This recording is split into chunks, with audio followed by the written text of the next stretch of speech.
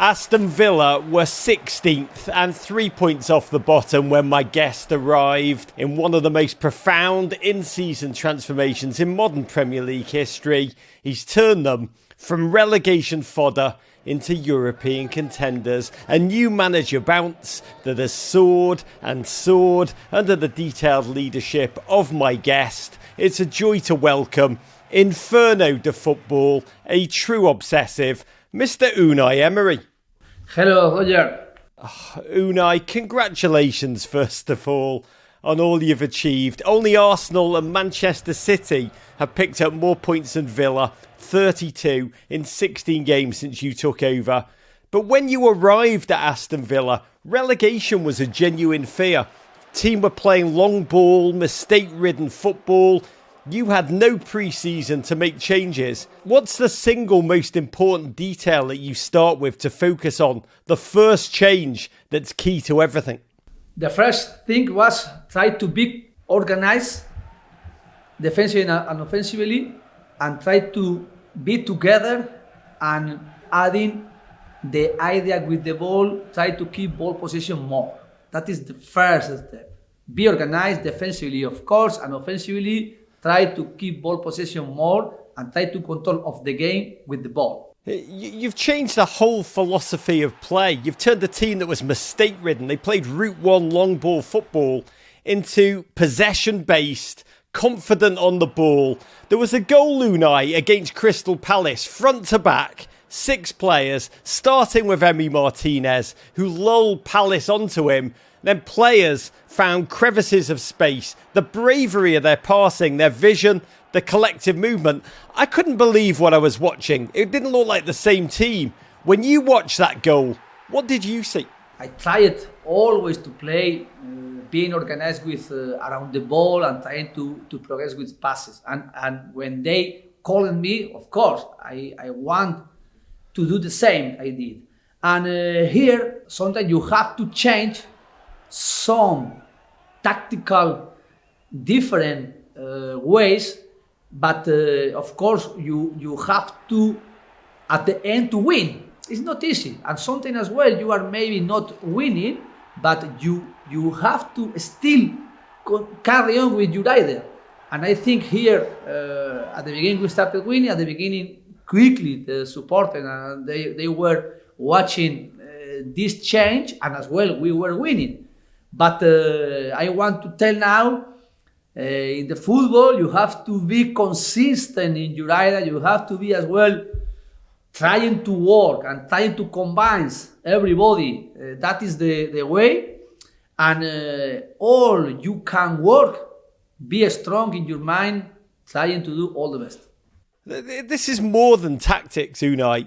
It's also man management. Ollie Watkins, he said that you've had him watching video clips of Mo Salah and Kylian Mbappe, as well as a load of strikers who've worked well under your management. What do you think you've changed to unlock this sudden potency? He's very professional and he likes to work every day more than the team is doing. And he wants watch movies, he wants to spend time individually working. And that is the first step.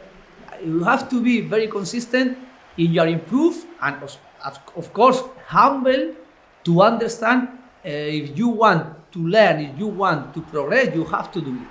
And then I try to add my experiences with strikers, my experience as a coach with different players, and try as well to add another players, trying to understand how they can connect with our striker, with Ollie Watkins, and what is Ollie Watkins' best micro-run, best movement he is doing to try to get him. And that is the connection between him and between his teammates. And then try to play in my organization, putting each player in his best position and trying to occupy spaces and trying to get the ball in good position to do his best. We're going to talk for a second about Dibu Martinez, one of the game's great characters, the added appendage trophy celebrations, the penalty kick shithousery. You said one of Debu's greatest challenges is controlling his big emotions, channeling them in the right way. As a manager, when you got such an enormous character, do you actively encourage him to express himself, but do you also have a plan on how to rein him back if he goes too far? I like his winning mentality. And the process to get winning mentality is to work every day. And when he was in the bottom, playing in Spain in first division, but in the bench, being here in Arsenal and going on loan to Championship, was the moment he was creating, building his winning mentality.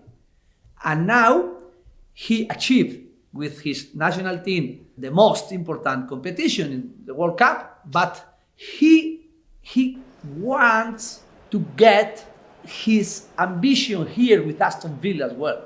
And that is I want of him, his mentality, his mind, his wishes to win, and his desires to get something with Aston Villa together. Well, what you've achieved, Unai, is singular. A new manager bounce that never stopped bouncing. So many teams are currently making managerial changes late on. Unai, how much difference can a new manager actually make over the course of just 8 or 9 games? As a coach, I am being consistent, and I want to be today better than yesterday. I want to be tomorrow better than today. And that is my philosophy I am using for myself. And that is be very demanding. And I am demanding as well the player to have this motivation every day and try to add his qualities, improving every day, and practicing, being demanding. And that is only philosophy I can understand, and the only way I want to do. Every day I have to be better than yesterday. But these managers coming in now, can they make a difference? Is that how football works? The difference is difficult to add. It's only try to use your experiences, trying to speak with the players, trying to help and support them, trying to create something where they have to feel comfortable, but working and being demanding every day. Back in February, Tom Hanks came to your game against Arsenal, visited the locker room. He is proper Villa, that man. What's it like when he comes into the locker room and meets the players? Do you like that? Or is that like, oh my lord, it's a bit too much Hollywood for the Premier League?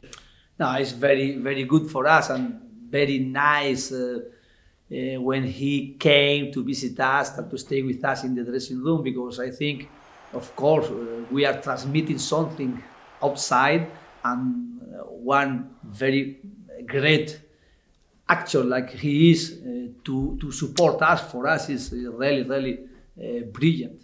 This is your second spell in English football. It's remarkable to see you thrive. Retrospectively, is there one single thing you would have done differently first time at the Arsenal? If there is one single thing, what is it? Of course, 1 year and a half is experience I had, and more positive than negative. But of course, when I came back to Spain, I was thinking, now I have to working in the same way I was, but my experience in England, if again I can have the challenge to come back there, I have to be better in my preparation, and of course use my experiences to do better than I did. And that is only the challenge I am having. Try to do all your best, but of course try to remember the mistake or some circumstances I had before. Don't repeat here. Does part of you like being the scrappy underdog? Is that your personality, really? I like play under pressure. I like play and work only thinking to win. And I know it's very difficult to win, but I have to be very focused and ready to work hard to win. And of course, I want around me people thinking like me. I want players close to me thinking like me. I am not here to waste my time. Unai, God bless. Thank you. Eskerrik asko. Okay, good. Eskerrik asko. Magnificent. Subscribe here for more Men in Blazers videos and courage.